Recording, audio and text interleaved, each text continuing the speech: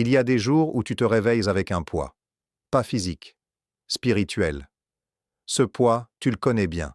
C'est celui de la solitude intérieure. Tu peux être entouré de gens, rire, parler, fonctionner. Mais au fond, tu te sens à part. Tu portes quelque chose que les autres ne voient pas. Une sensibilité, une quête, une soif de Dieu que personne autour de toi ne comprend.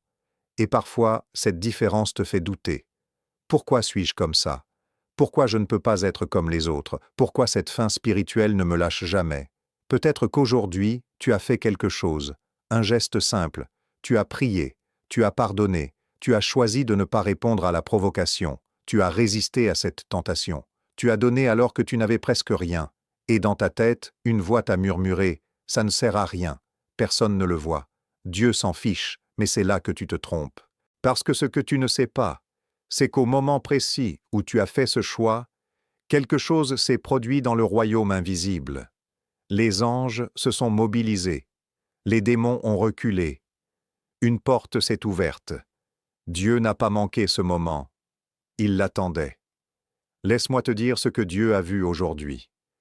Il a vu ton cœur brisé qui choisit quand même de lui faire confiance. Il a vu tes larmes versées dans le secret, celles que tu caches même à tes proches. Il a vu ta fidélité dans les petites choses, là où personne ne t'applaudit. Dieu t'a vu résister à ce qui aurait détruit quelqu'un d'autre.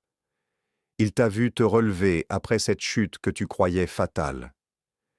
Il t'a vu pardonner alors que la colère aurait été légitime. Celui-là, celle-là, c'est à moi. La garde, la prépare. Elle ne le sait pas encore, mais je suis en train de la transformer en arme redoutable pour mon royaume. Tu te sens peut-être faible, mais Dieu voit un guerrier. Tu te sens peut-être perdu, mais Dieu voit quelqu'un qu'il guide pas à pas. Tu te sens peut-être brisé, mais Dieu voit une reconstruction glorieuse en cours. Ce que tu as fait aujourd'hui n'était pas anodin, c'était un acte de foi. Et la foi, même petite comme une graine de moutarde, déplace des montagnes. Tu t'es toujours senti différent, n'est-ce pas? Pendant que les autres semblent satisfaits du superficiel, toi, tu cherches la profondeur. Pendant qu'ils se contentent de la religion, toi, tu veux la relation. Pendant qu'ils fuient le silence, toi, tu y cours, parce que c'est là que Dieu te parle.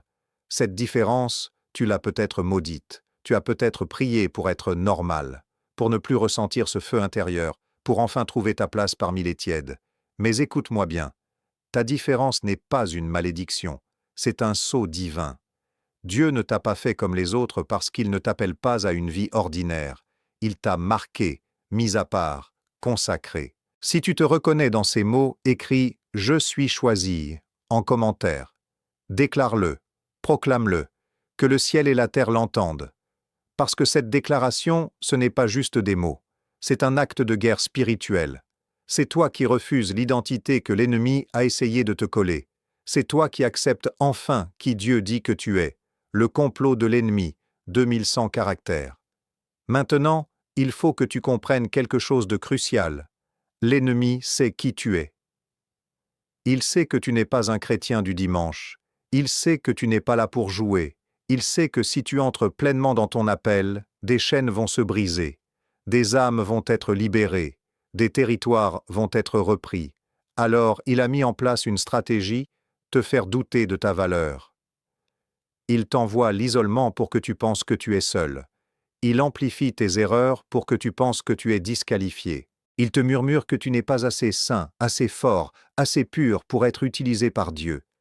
Les plus grandes armes de Dieu ont toutes été brisées avant d'être brandies.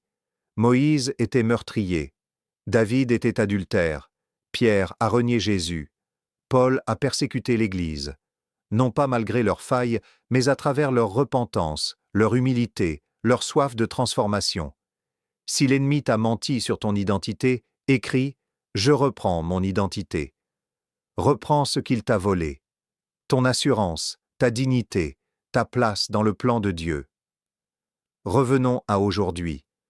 Ce que tu as fait, ce choix, cette prière, cet acte d'obéissance, a activé quelque chose dans le monde spirituel. Imagine une serrure cosmique, rouillée, fermée depuis des années, et ton acte de foi, aussi petit soit-il, a été la clé qui a tourné dans cette serrure. Peut-être une porte professionnelle que tu attendais depuis des mois. Peut-être une réconciliation familiale que tu croyais impossible. Peut-être une guérison émotionnelle que tu n'osais plus espérer. Peut-être une révélation sur ton appel que Dieu attendait le bon moment pour te donner. Pas forcément dans le visible, pas encore. Mais dans l'invisible, le décret est tombé. L'ordre est donné. Les anges sont en marche. Et toi, tu vas commencer à voir les fruits. Peut-être dès demain, peut-être dans une semaine. Mais ça vient. Parce que Dieu ne laisse jamais un acte de foi sans réponse.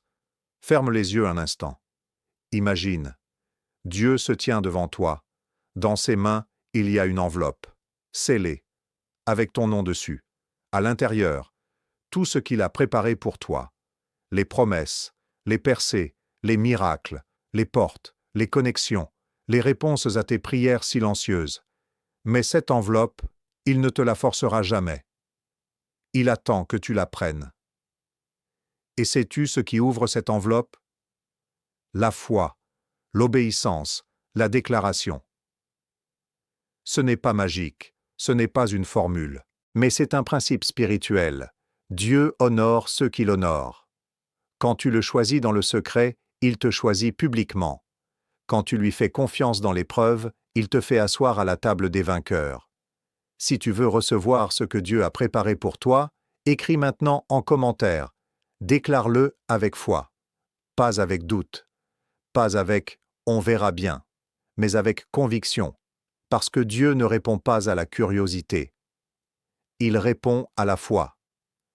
Mais attention. Il y a un piège dans lequel beaucoup tombent, la comparaison.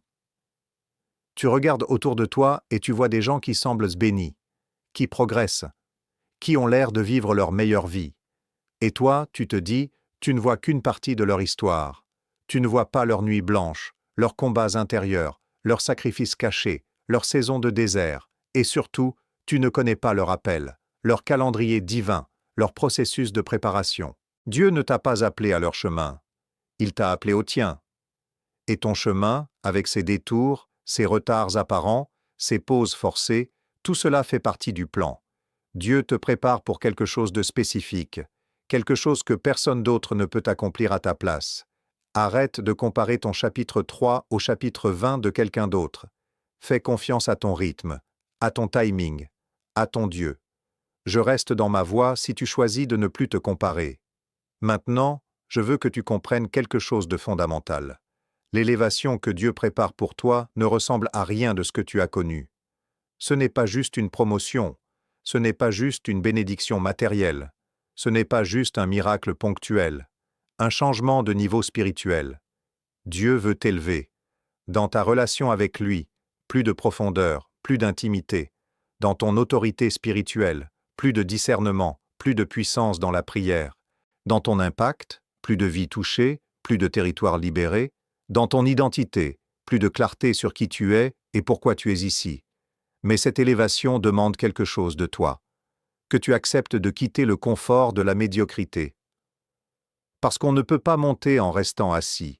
On ne peut pas grandir en restant dans les mêmes pensées, les mêmes habitudes, les mêmes cercles, les mêmes excuses. Si tu es prêt à rompre avec tout ce qui te retient en bas, écris. Ce n'est pas de l'arrogance, c'est de l'obéissance. Dieu t'appelle vers le haut. Réponds à l'appel. On arrive au moment de vérité. Cette vidéo n'est pas un hasard, tu n'es pas ici par accident. Dieu t'a conduit ici parce qu'il veut te parler, il veut te réveiller, il veut te rappeler qui tu es. Tu peux fermer cette vidéo et retourner à ta vie normale, continuer à porter ce poids, continuer à douter, continuer à te sentir à part, incompris, inutile. Tu peux décider qu'aujourd'hui, tout change. Tu peux décider de croire ce que Dieu dit de toi plutôt que ce que l'ennemi murmure. Tu peux décider de marcher dans ton appel plutôt que de te cacher dans la peur. Tu peux décider d'approfondir ta relation avec Dieu plutôt que de te contenter de la surface. Pas ton pasteur, pas ta famille, pas tes amis. Si tu choisis aujourd'hui de tout donner à Dieu, de lui faire confiance à 100%, d'entrer pleinement dans ce qu'il a préparé pour toi, écris en commentaire. Pas un « peut-être », pas un « je vais essayer », un oui total. Maintenant, je veux prier pour toi. que tu aies écrit en commentaire ou pas, que tu sois abonné ou pas. Si tu es ici, cette prière est pour toi. Père, au nom de Jésus, je couvre maintenant chaque personne qui écoute ces mots, tu les vois, tu les connais, tu sais ce qu'ils traversent, tu sais ce qu'ils portent, tu connais leurs larmes, leurs combats, leurs doutes. Aujourd'hui, je déclare sur leur vie que les chaînes de la peur se brisent, que les mensonges de l'ennemi tombent, que les portes fermées s'ouvrent, que les promesses retardées se réalisent, que l'onction double tombe sur eux. Je déclare qu'ils ne sont pas oubliés, qu'ils ne sont pas en retard, qu'ils ne sont pas disqualifiés. Je déclare qu'ils sont vus, connus, choisis, équipés, envoyés, et que ce qui a commencé aujourd'hui dans l'invisible va se manifester dans le visible. Au nom puissant de Jésus. Amen.